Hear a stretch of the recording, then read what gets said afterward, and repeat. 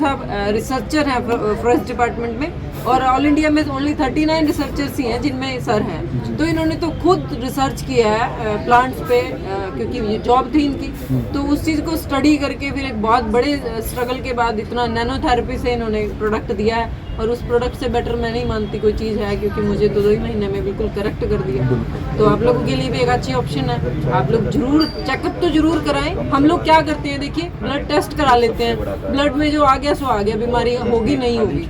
नाड़ी का क्या, नाड़ी को तो आप बिल्कुल अवॉइड कर रहे हो, बीमारी तो नाड़ी चेक तो कोई करवाता ही नहीं, और वो बीमारी जस की तस पड़ी रहती है कि टेस्ट में नहीं आ रही। और जींद हरियाणा से जी।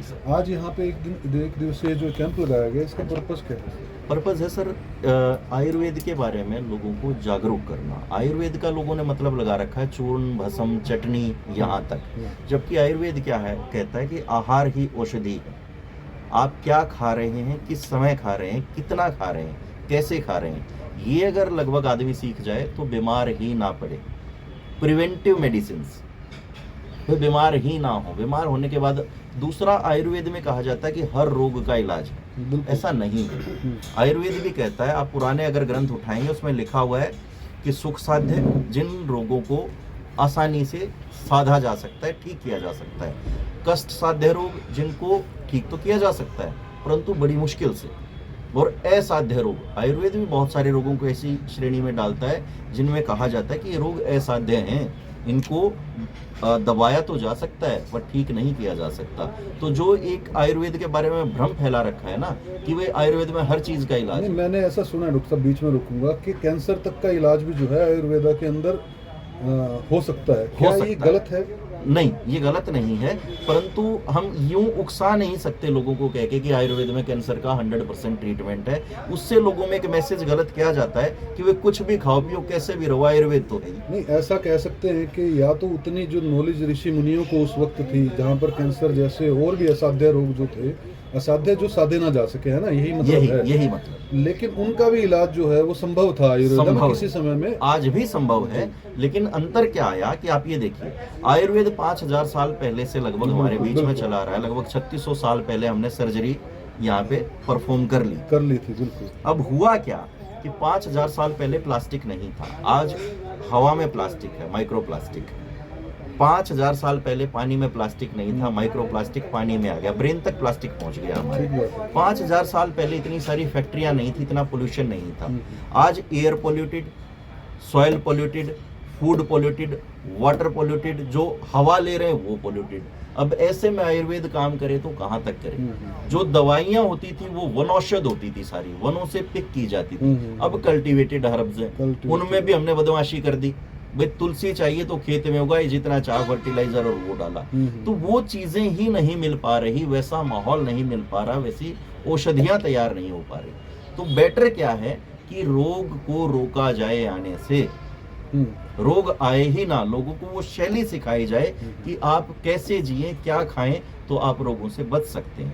तो मेन जो अवधूत आयुर्विज्ञान संस्थान का मकसद है वो ये है कि ये बताया जाए आपका जो भोजन है वही औषधि है, उसको भोजन को प्रसाद और औषधि की तरह ही ग्रहण करें। मैंने ऐसा सुना है। ये सही है, किसी भी चीज को आराम चाहिए, आंतों को भी आराम चाहिए। जो ये बताते हैं भाई हर 2 घंटे में खाओ, 3 घंटे में खाओ, तो हर 2 घंटे 3 घंटे में आप अपने लीवर को, आंतों को, उसको काम लगा रहे हो। अब आप, ये कॉमन सेंस है, एक आम आदमी को भी आप जरूरत से ज्यादा काम लोगे, इरिटेट हो जाएगा, फिर वो काम चोरी शुरू करेगा। वो आपका मान लो नौकर है, मना नहीं कर सकता आपको काम करने से, पर जो उसका काम करने का जो ढंग है, निष्ठा है, वो निष्ठा बदल जाएगी। वैसे ही हमारे जो वाइटल ऑर्गन्स हैं उनकी निष्ठा बदल जाएगी। जैसे हमारे पहले से ही संभव ना हो तो एक टाइम खा लो, चलो जी।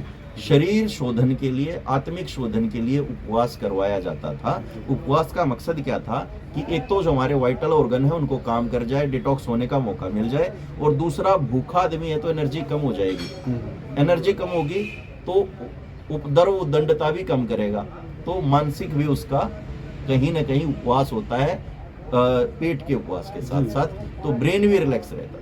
तो आयुर्विज्ञान संस्थान नए बस स्टैंड जींद के पास हमारा है, मल्टी स्पेशलिटी आयुर्वेदिक हॉस्पिटल हम बना रहे हैं। ठीक है। बस स्टैंड से हाईवे के ऊपर ही 1 किलोमीटर। कोई नंबर है आपका? नंबर है सर, बता दीजिए। 8570033133 जी। रानी कंबोज जी, एक कहेंगी ये एक अच्छा इनिशिएटिव है? ये बहुत बढ़िया इनिशिएटिव है। मैं डॉक्टर साहब को लगभग 2 साल से जानती हूँ और रेफरेंस से मिली थी। रेफरेंस को भी मैंने इग्नोर कर दिया था कि नहीं इतनी बड़ी बात नहीं है, कोई दिक्कत नहीं है, और हम लोग बस मिल के बातचीत तक ही रहे। लेकिन मुझे भी स्ट्रेस एंजाइटी अटैक हुए तब तो फिर मुझे यहाँ से लाइलाज हो गई थी। डॉक्टर्स को समझ नहीं आता था, रिपोर्ट्स नॉर्मल थी। ऐसा ही होता है जनरली लोगों के साथ के रिपोर्ट्स नॉर्मल आ रही हैं, फिर वो दूसरी तरफ चले जाते हैं कि टूना टोटका तो नहीं है। बस ये गुड लक मेरा रहा कि मैं दूसरी तरफ कभी जाती नहीं। मैंने फिर डॉक्टर साहब को फ़ोन किया, इन्होंने तुरंत बुलाया मुझे और थेरेपी दी, और मैं बहुत क्रिटिकल सिचुएशन में थी। अगर मैं यहाँ एडमिट होती तो शायद कहीं लाख पे पानी फिरता और कई दिन भी मेरे बर्बाद होते। और इन्होंने फिर 1-2 घंटे के ट्रीटमेंट से मुझे नॉर्मल कर दिया। तो उसके बाद फिर जो मेरे प्रिकॉशंस थे वो मैंने फॉलो किए। तो मुझे भी लगा कि हमारे लोगों के पास ऑप्शंस नहीं है। मतलब आपकी वही दिक्कतें इतनी बढ़ जा चुकी हैं कि किडनी तक फेलियर हो गए हैं लोगों के। हम लोग बड़ी बीमारी की तरफ छोटी से ही चलते हैं, तो क्यों ना मैं भी अपने लोगों को एक विकल्प तो दूं। लोगों के पास एटलीस्ट ऑप्शन तो हो कि अगर प्रॉब्लम है एक बार यहाँ दिखा ले।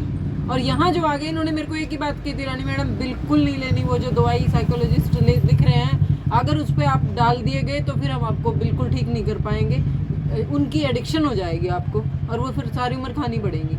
एक बार आयुर्वेद में शरीर रच जाएगा, फिर आपके धीरे धीरे आयुर्वेद की भी खत्म हो जाएंगे। शरीर अपने आप डेवलप कर लेगा एंटीबैक्टीरियल। इस बात को अदरवाइज ना ले एलोपैथी वाला, लेकिन ऐसा सभी दवाइयों पे लिखा होता है कि ये अगर इस बीमारी के लिए है तो दूसरी जगह ये नुकसान कर रही है। उस पर क्लियर लिखा होता है कि इंटेस्टाइन पे अफेक्ट करेगी, फलानी जगह करेगी। उसके बाद भी हम लेते हैं क्योंकि हमें गला ठीक करना है या अदर बीमारी जो करनी है, तो वो तो बता रहे हैं कि ये दूसरी जगह आपको नुकसान करेगी। आप एक ठीक करोगे दूसरी खड़ी हो जाएगी। जिंदगी ऐसे ही गुजर जाती है, और डॉक्टर की पर्ची के भी लोगों के पास पैसे नहीं रहे। आज हालात ऐसे हैं कि डर लगता है ट्रीटमेंट का दिखाने के लिए भी जाना ना पड़े, तो वो जरूरत ही ना पड़े। अगर आयुर्वेद की तरफ आपके कदम हैं तो आपको वो नॉलेज हो जाएगी, पीढ़ी दर पीढ़ी आप अपने बच्चों को अपने आप ही दे दोगे। तो यही तो था पहले। कहते नहीं थे हर घर में डॉक्टर होता था, क्योंकि वो क्या होता था, वो पीढ़ी दर पीढ़ी हम सिखा देते थे। अब क्या, अब हम ज़्यादा पढ़ लिख के तो उस पर लॉजिक लगाते हैं, ऐसा भी होता है। तो अब डॉक्टर्स की ज़रूरत है। डॉक्टर साहब का मैं परिचय बता दूं, डॉक्टर साहब रिसर्चर हैं फॉरेस्ट डिपार्टमेंट में, और ऑल इंडिया में ओनली 39 रिसर्चर्स ही हैं जिनमें सर हैं। तो इन्होंने तो खुद रिसर्च किया है प्लांट्स पे, क्योंकि ये जॉब थी इनकी। तो उस चीज़ को स्टडी करके फिर एक बहुत बड़े स्ट्रगल के बाद इतना नैनोथेरेपी से इन्होंने प्रोडक्ट दिया है, और उस प्रोडक्ट से बेटर मैं नहीं मानती कोई चीज़ है, क्योंकि मुझे तो 2 ही महीने में बिल्कुल करेक्ट कर दिया।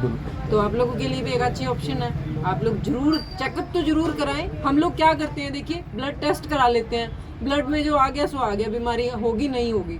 नाड़ी का क्या, नाड़ी को तो आप बिल्कुल अवॉइड कर रहे हो। बीमारी तो नाड़ी चेक तो कोई करवाता ही नहीं, और वो बीमारी जस की तस पड़ी रहती है कि टेस्ट में नहीं आ रही, और वो फिर भयंकर बनती है। कई बार लोगों को इंस्टेंट पता लगता है, लास्ट स्टेज पे बीमारी इंट्रोड्यूस होती है, क्योंकि वो आपने कभी टेस्ट नहीं कराई। तो मैं ये जरूर चाहूंगी, ट्रीटमेंट आपकी मर्जी है, बट आप अपना एग्जामिन जरूर कराएं। एग्जामिन जरूर